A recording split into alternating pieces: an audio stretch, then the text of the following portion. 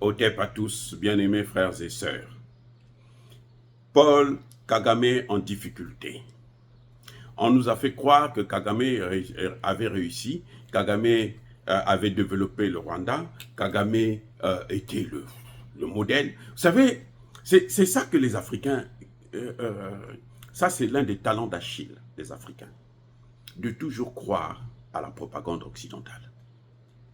Quand vous voyez les Occidentaux apprécier un président, méfiez-vous. Quand vous voyez les Occidentaux là, CNN et autres, France 24, ainsi de suite, ils commencent à faire la publicité d'un leader africain. Méfiez-vous. C'est ce qu'ils sont en train de faire avec, ils ont fait avec Kagame. On nous a fait croire que Kagame, il a développé son pays, que le Rwanda est un Eldorado. Le Rwanda s'en sort.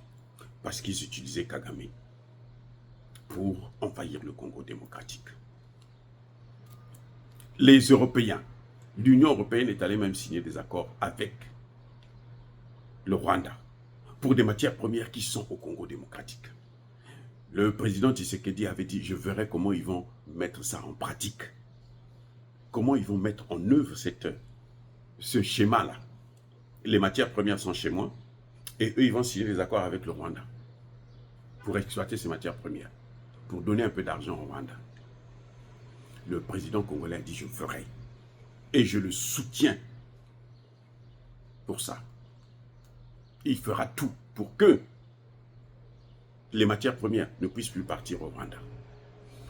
Pour faire tout, c'est quoi? Mais c'est chasser les Rwandais, détruire le M23, combattre Corneille Nangaa. Je suis sûr que maintenant, il tremble là où il est. Comme il a vu ce qui est arrivé à Malanga, Christian, il sait que lui, son tour arrivera. On ne s'attaque pas à un État pour les intérêts des Occidentaux. Jamais. Ne faites jamais ça. On finit toujours mal. Bref, le Rwanda qu'on a vanté partout, on a vendu partout. Il y a même un pasteur congolais qui est allé au Rwanda, qui dit Kagame, c'est après Dieu, là, c'est Kagame. Après, il était venu présenter des excuses, parce que les gens disent, mais tu es devenu fou. Kagame achète l'Afrique. Il passe partout, il prend des terres. Il est devenu le grand. Eh bien, les dossiers sortent maintenant. Vous avez suivi, lors de la commémoration des 30 ans du génocide rwandais, ce que Kagame a imposé à la communauté internationale, qu'il faut dire génocide Tutsi. Donc c'est seulement les Tutsis qu'on a tués. Non. C'est venu de la Maison-Blanche. C'est venu d'Anthony Blinken, le secrétaire d'État américain. C'est lui qui a parlé pour dire c'est pas seulement les Tutsis. Les Tutsis ont massacré les Hutus ont massacré les Tutsis, les Hutus et les Tutsis ont massacré les Tois. On a changé la connotation. On ne parle plus de génocide Tutsi, mais génocide rwandais. Ça, ce n'était que le début du commencement. La face visible de l'iceberg. Maintenant, on est en train de revoir les choses en main. La dette du Rwanda s'élève à 10 milliards de dollars. Les gars, la dette du Rwanda, elle s'élève à plus de 10 milliards de dollars américains. Et le Rwanda, au moment où je vous parle, est en cessation de paiement. Ce n'est pas les matières premières, les cadavres congolais que Kagame est en train de manager, hein, d'organiser, qui ont changé la chose ou qui vont changer la chose. Cessation de paiement. Le chômage au Rwanda dépasse les 80%. Les jeunes Rwandais n'ont plus de boulot. Eh oui, les gars, 80%. Ah, on vous avait caché ça? Kagame est allé prendre les réfugiés anglais pour les amener au Rwanda et après les disperser dans les zones qu'ils contrôlent, au Congo-Brazzaville, au Congo démocratique, ainsi de Centrafrique et autres, vous savez ce qui est en train de se passer? Les travaillistes ont dit, quand nous revenons au pouvoir, cet accord-là, nous allons l'annuler. Hé hé, Imbi Meboa. Il y a ma colère VO. Il y a ma colère VO. Kagame est en extrême difficulté. Les pauvres Rwandais qui achetaient des maisons, ils sont en train de tout perdre. Il y a maintenant la crise du logement au Rwanda.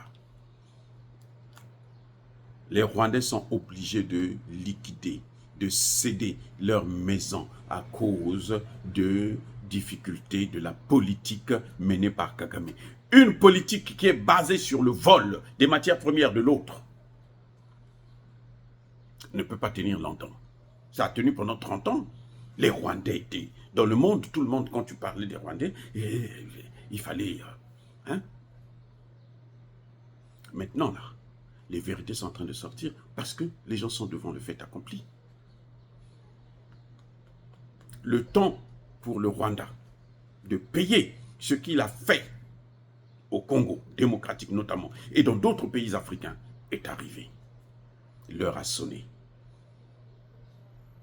L'heure a sonné. Pourquoi je dis ça? Parce que même au Congo démocratique, à l'est dans le Kivu, Kagame est aujourd'hui obligé d'utiliser des enfants. Le phénomène des enfants soldats se retrouve encore dans l'est du Congo. Les enfants qui disparaissent, ils sortent de l'école, en allant à la maison, on vient, on le kidnappe, on l'amène pour une petite formation d'1 mois ou 2 mois et on l'envoie sur le terrain, on lui donne une arme. Ils se font massacrer. Les militaires congolais, les Wazalendo sont en train de revenir avec les corps, ils sont en train de pleurer. Les Congolais pleurent, les jeunes Rwandais. Ils sont armés, donc vous ne pouvez pas les épargner. Parce que ou c'est vous, ou ce sont eux. Mais comme les autres sont des professionnels, ils sont obligés de les massacrer. Ils viennent se rendre compte, mais c'est un enfant. Ceux qu'on attrape, on dit, mais où est-ce qu'on t'a eu? Non, moi je revenais de l'école, on m'a pris, on m'a amené quelque part, on m'a... Ah bon, c'est comme ça que Kagame est en train de faire. C'est ce que Kagame est en train de faire. Et quand vous voyez une armée utiliser des enfants, c'est que cette armée est aux abois. Ah, je reprends. Lorsqu'une armée utilise des enfants mineurs, c'est que c'est une armée aux abois, en difficulté, en perte de vitesse. C'est le cas de l'Ukraine. Encore, l'Ukraine n'est pas arrivée jusqu'à ce niveau, mais l'Ukraine, c'est surtout en train de ne cesse de rabaisser l'âge de la mobilisation. 27, 25, 25, 20, ainsi de suite. Le temps de Kagame, du règne, est arrivé, est terminé. Parce que ce que les Rwandais ignoraient, ce que les Rwandais n'avaient pas mis en tête, c'est que tout empire finit par disparaître. Tout empire, y compris l'empire rwandais tout dit, y compris l'empire américain. Les Américains aujourd'hui sont en train de chercher leur vie, comment ils vont faire pour s'en sortir au Moyen-Orient. Est-ce qu'ils vont continuer à rester au Moyen-Orient? Les Français sont en train de chercher qu'est-ce qu'ils vont faire en Calédonie. Parce que les Calédoniens maintenant sont soutenus par l'Azerbaïdjan, par la Chine. Et Emmanuel Macron ne peut plus continuer à coloniser nos frères et sœurs de la Calédonie. Chaque chose a une fin. Et c'est dommage pour les Africains de ne pas tirer les leçons. Parce qu'un peuple qui ne connaît pas son histoire, qui n'a pas d'histoire, cette histoire se répétera. Dieu merci que nous avons maintenant des dirigeants qui ont ouvert les yeux, notamment en Afrique de l'Ouest, au niveau de l'AES. Dire cela, c'est inciter à la haine ou à la violence, non. Le mythe de Kagame est en train de tomber. Soyez bénis abondamment bénis par le Dieu de Kémite et par nos ancêtres angélisés.